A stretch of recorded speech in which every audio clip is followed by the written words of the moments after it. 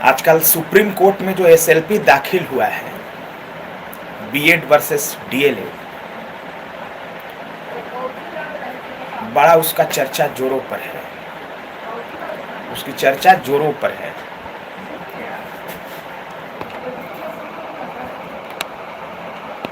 कौन जीतेगा, कौन हारेगा,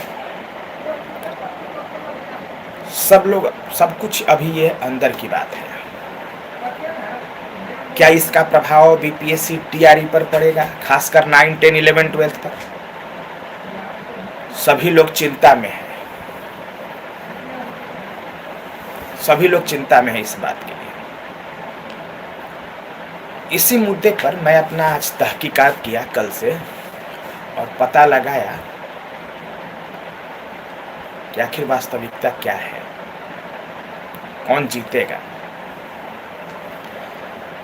सबसे पहले बिहार सरकार जो एसएलपी दाखिल की है, उसमें स्पष्ट रूप से बिहार सरकार ने कुछ मांग किया है सुप्रीम कोर्ट से। पहला मांग बिहार सरकार ने ये किया है कि हमें एक बार रिलैक्सेशन का मौका दिया जाए। यानी बिहार सरकार ने ये कहा है कि हम ये मानते हैं कि प्राइमरी के लिए बीएड वाले योग्य नहीं है, लेकिन चूंकि मैंने फॉर्म भरवा लिया है, परीक्षा ले लिया है, तो हमें रिलैक्स किया जाए कि हम इस बहाली प्रक्रिया को पूर्ण कर लें। पहला तर्क। और इसके वितर्क में डीएलएड वाले वकीलों ने ये सोचा है, जैसा मुझे ऐसा पता चला है,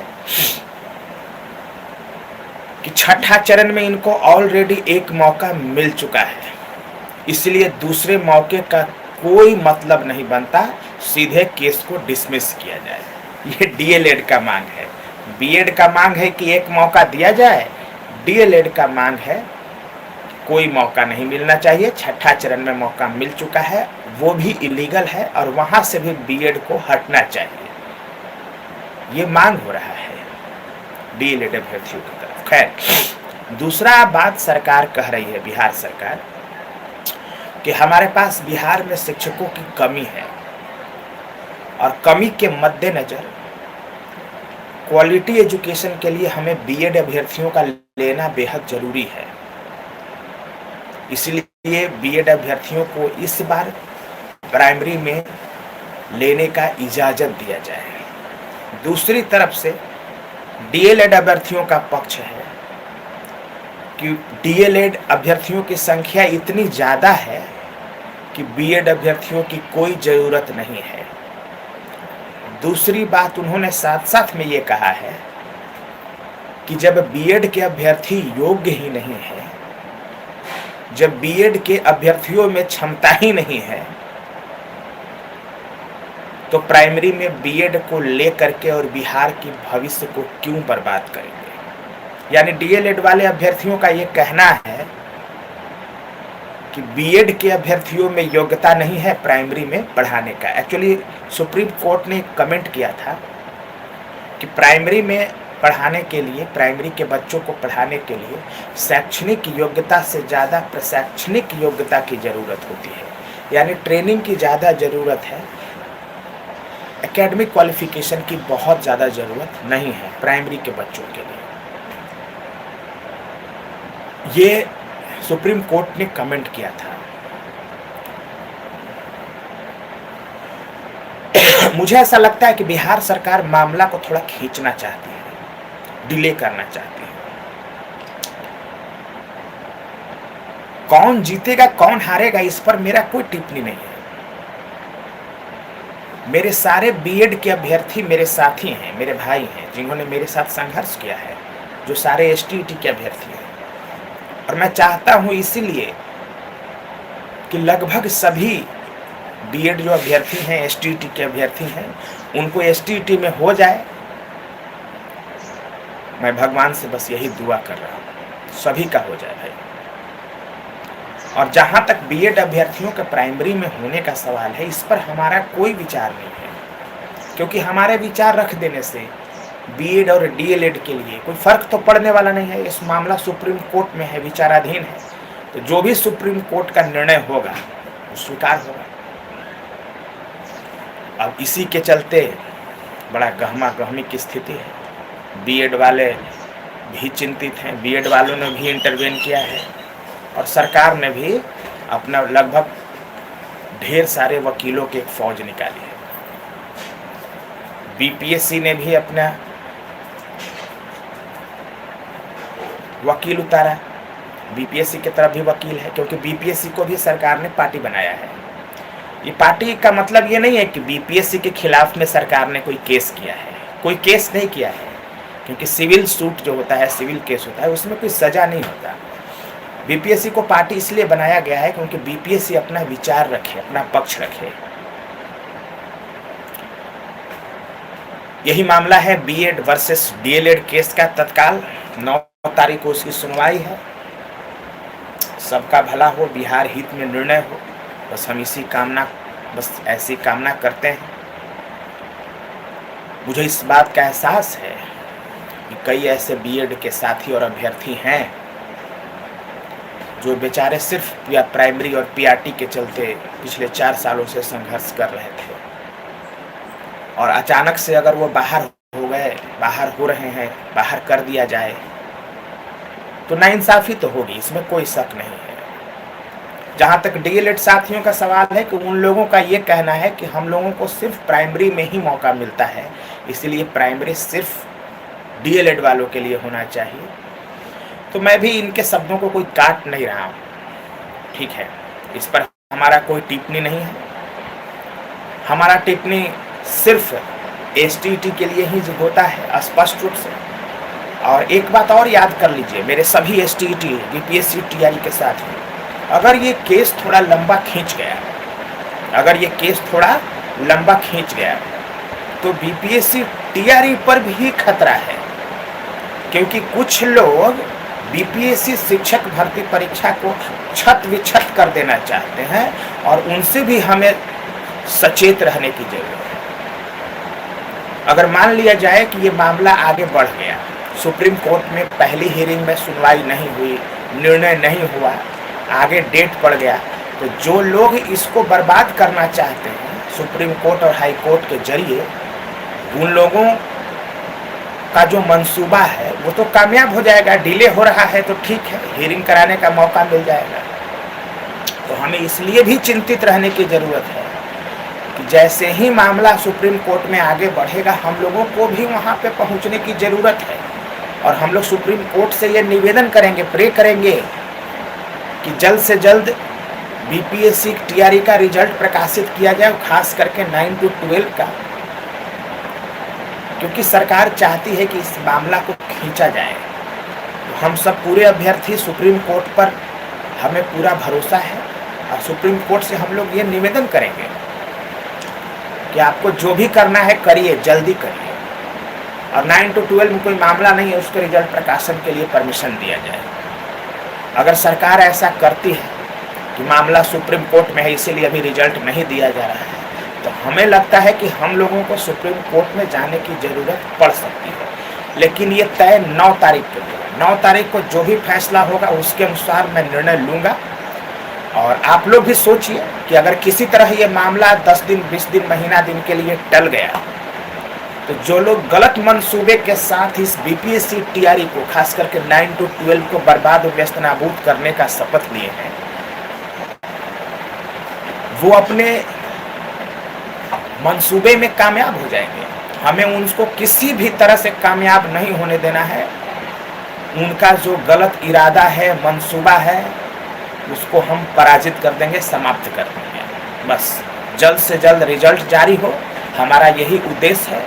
और इसी के लिए हम 9 तारीख पर भी नज़र गड़ाए हुए हैं। 9 तारीख को क्या होता है, 9 तारीख के जो भी निर्णय होगा उसके आधार पर मैं बीपीएससी ऑफिस जाऊंगा और उनसे पूछूंगा कि रिजल्ट का क्या मतलब है, रिजल्ट देंगे या सुप्रीम कोर्ट के निर्णय के बाद देंगे। अगर बीपीएससी की तरफ से कहा गया कि रिजल्ट सुप्रीम कोर्ट के निर्णय के बाद दिया जाएगा, तो चाहे तो आंदोलन की बात होगी तो आंदोलन करेंगे, और या तो जरूरत पड़ा तो सुप्रीम कोर्ट में भी इंटरवेन करेंगे, क्योंकि हमारे पास कोई विकल्प नहीं है।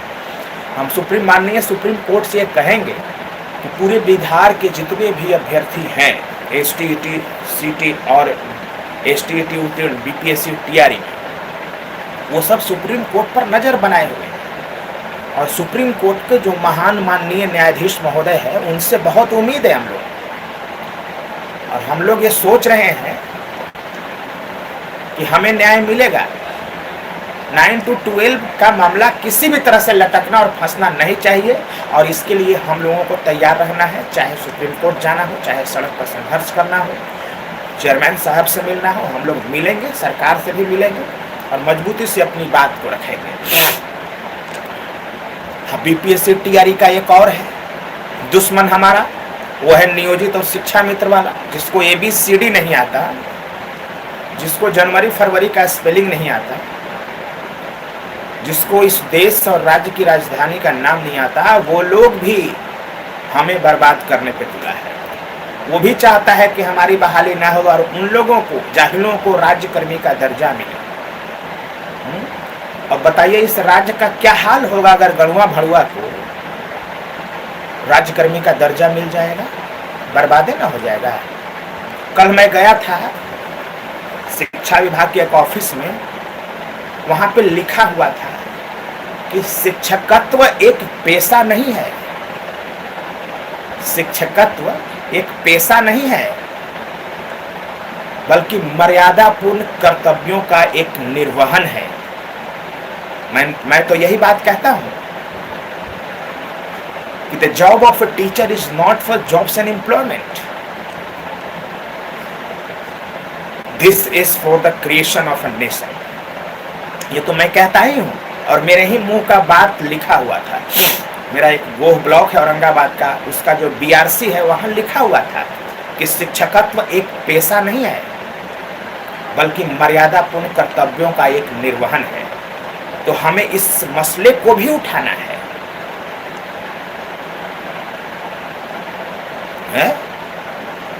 बर्बाद कर देगा, नेस्तनाबूद कर देगा नियोजित वाला अगर राज्यकर्मी बन गया तो पूरे बिहार को मजदूर बना देगा, मजदूर, लेबर।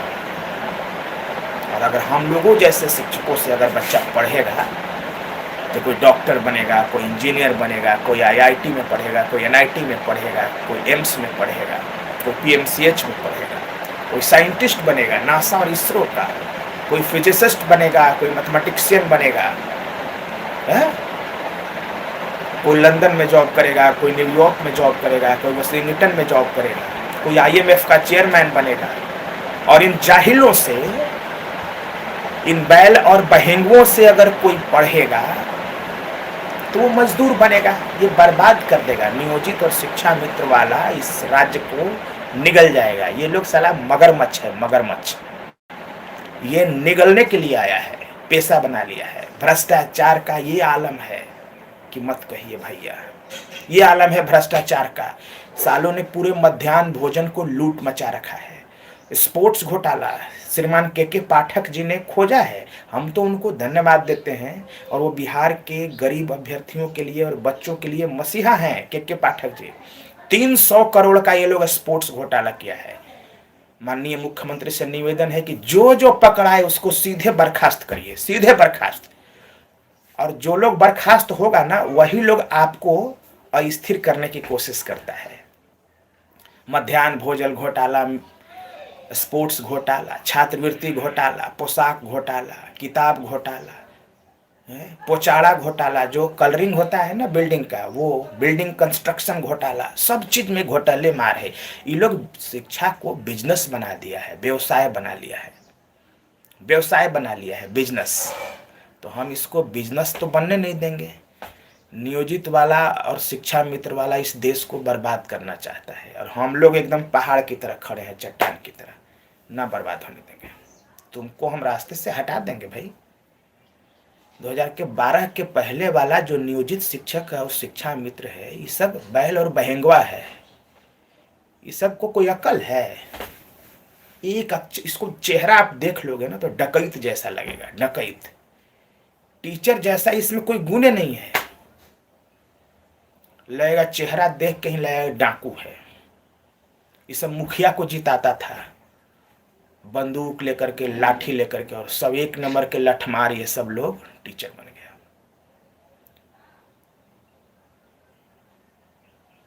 हमें क्यों नहीं डर लगता? पढ़ने में तो मैं विद्वान हूं ही, और घर परिवार सबसे मजबूत भी हम उतने हैं, हमारा सामने कोई बोल नहीं सकता, जहां चाहेंगे वहीं कूटेंगे। समझ गए? तो इन लोगों से भी हम लोगों को बचाना है। तो नियोजित और शिक्षा मित्र वाला भी तो हमारा दुश्मन है ही। कुछ लोग, अपना अभ्यर्थी लोग भी कुछ दुश्मन है, जो बीपीएससी शिक्षक भर्ती परीक्षा को समाप्त कर देना चाहता है। तो हमें इसकी भी चिंता करनी है। तो खैर, आज शाम को निर्णय लेते हैं ट्विटर अभियान के लिए। ट्विटर अभियान किया जाए कि रिजल्ट जारी किया जाए 9 to 12 का, जल्द से जल्द। बस यही मेरा विचार था, बाकी सब कुछ बता ही दिया। फिर हम बात करते हैं दोपहर के बाद, एक बार बात करेंगे ट्विटर अभियान पर, और बाकी अपने आगे के जो भी रणनीति है उस पर। जय हिंद साथियों, जय हिंद।